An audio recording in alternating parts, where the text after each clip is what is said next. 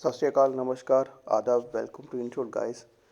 सो guys, अभी क्या बोले आपको, पहले से अपडेट होगा किसके लिए, ये जो ओमिक्रॉन वेरिएंट नया आया है इसके बारे में लगता है कि वाकई में नज़र लगी पड़ी है, ख़ास करके ऑस्ट्रेलिया जाने वालों के लिए, न्यूजीलैंड जाने वालों के लिए।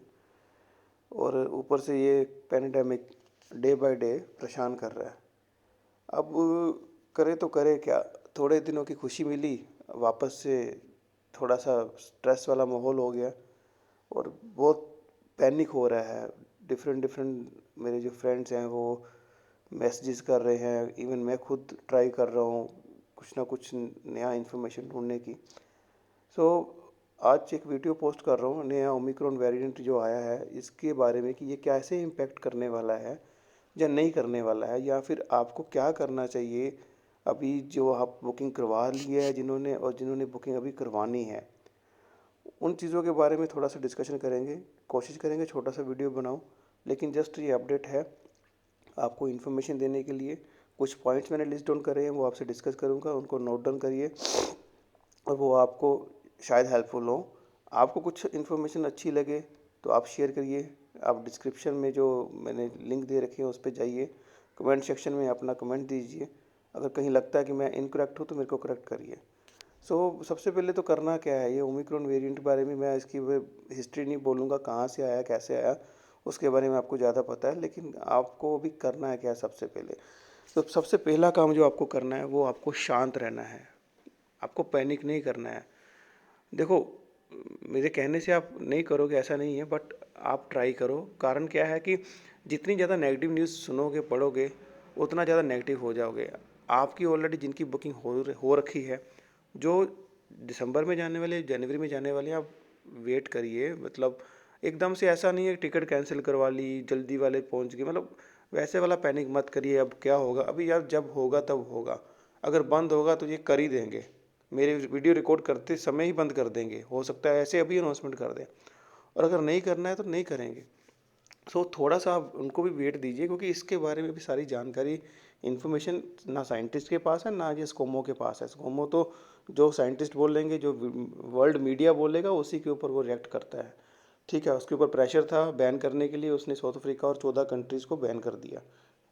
ठीक है, अब आपको क्या करना है, आपको पहले तो पैनिक नहीं करना है। आप अपना जो रूटीन था पहले आपने बुकिंग करवाने के बाद जो सोच रखा था, क्या लेकर जाना है, कैसे जाना है, वो सब चीज़ों के ऊपर फोकस करिए।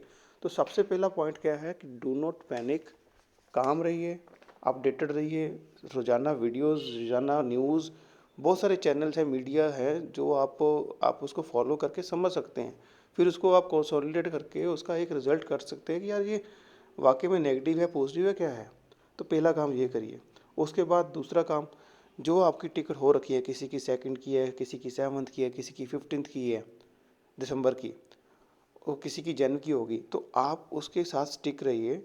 अपने डॉक्यूमेंटेशन पे ध्यान दीजिए। जब आपको जाना है उससे पहले आपको क्या क्या डॉक्यूमेंट्स लगने वाले हैं, बोर्डिंग के टाइम पे क्या कंडीशंस हैं, ट्रैवलिंग की क्या क्या कंडीशंस हैं, डिफरेंट डिफरेंट कंट्रीज़ की, ट्रांजिट की, सिंगापुर जा रहे हैं तो उसकी ट्रांजिट कंडीशन क्या है, वाया मलेशिया जा रहे हैं उसकी ट्रांजिट कंडीशन क्या है, तो वहाँ पे क्या डॉक्यूमेंटेशन लगने वाला है, विक्टोरिया के लिए कौन सा फॉर्म फिल होने वाला है, न्यू साउथ वेल्स के लिए कौन सा फॉर्म फिल होने वाला है। वो सब चीज़ें आप पढ़िए, और वो कहाँ मिलेगी उसका लिंक मैं आपको शेयर करूँगा डिस्क्रिप्शन में। नहीं तो वो ईजिली अवेलेबल भी है, आप गूगल पे जाइए, साइट पे साउथ ऑस्ट्रेलिया, विक्टोरिया, मेलबर्न, इनकी साइट पे जाइए, वहाँ आपको मिल जाएगा।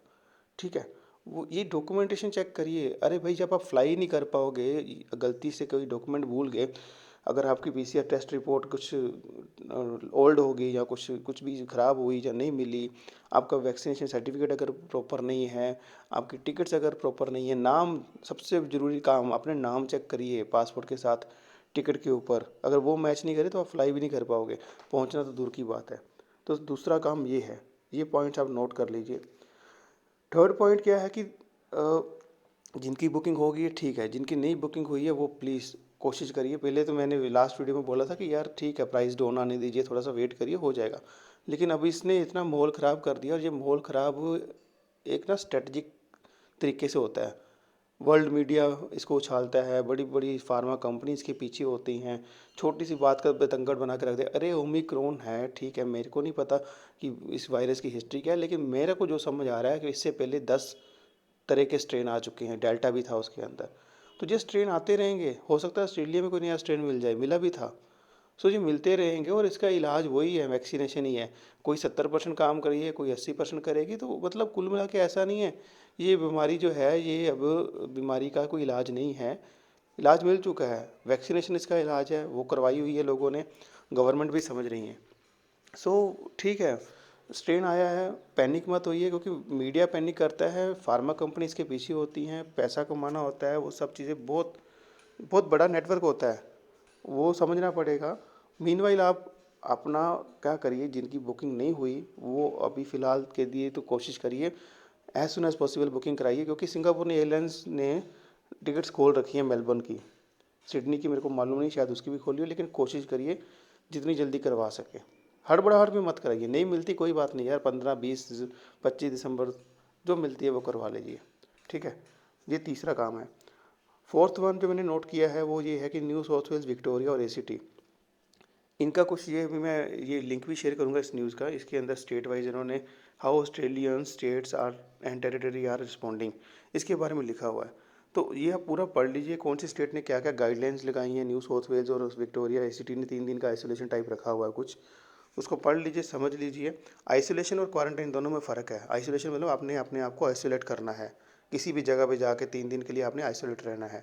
जैसे ही मीडिया इसको थोड़ा हवा देना बंद कर देगा ना, तो ऑटोमेटिकली ये थोड़ा सा लूज़ भी हो जाएगा, लूज़ इन टर्म ऑफ कि थोड़ा सा इसका जो डिस्कशन बंद हो जाएगी, फिर कंट्री भी रिलैक्स हो जाएंगी। फिर वो हो सकता है आने वाले दिनों में आप लोगों की कोई 15 जो जा रहा है या 20 को जा रहा है उससे पहले पहले ये रिस्ट्रिक्शन हट भी जाए, तो अपडेटेड रहिए, ठीक है। साउथ ऑस्ट्रेलिया, वेस्टर्न ऑस्ट्रेलिया और जो बाकी की स्टेट्स हैं उसका भी आप अलग अलग साइट्स पे जाके उनकी साइट्स के ऊपर उनकी क्वारंटाइन और उनकी कंडीशन जो उन्होंने रिसेंटली चेंज करी है उसके साथ आप अपडेटेड रहिए, ठीक है।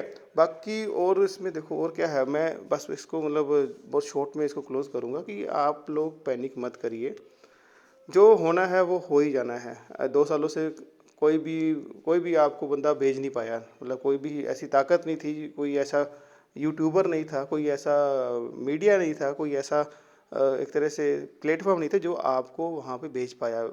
जाए आप कैसे पहुँचे, जब जाने वाले थे वो जब एक कंडीशन सही हुई, नॉर्मल हुई, उसके बाद ही जा पाए।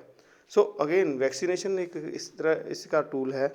वैक्सीनेशन जैसे कंप्लीट होता है 100% तक पहुंच जाएगा तो और ज़्यादा रिलैक्सेशन मिलेगी और इनको करनी पड़ेगी। एक चीज़ तो क्लियर है कि इनको भी समझ आ गया कि ये कहीं जाने वाला नहीं है। इतना रिजिड कंट्री न्यूजीलैंड जो बोलता था कि हमने कोविड फ्री रखना है, वो उसने भी हाथ जोड़ दिए और वो भी फेब में खोलने जा रहा है अपनी कंट्री को। सो ये इससे जीत नहीं पाएंगे, इनको इनके सामने हार माननी पड़ेगी और समझना पड़ेगा कि it is a kind of flu. आपको उसके लिए मेडिसिन करनी है, वैक्सीनेशन करनी है और आप बचे रहोगे।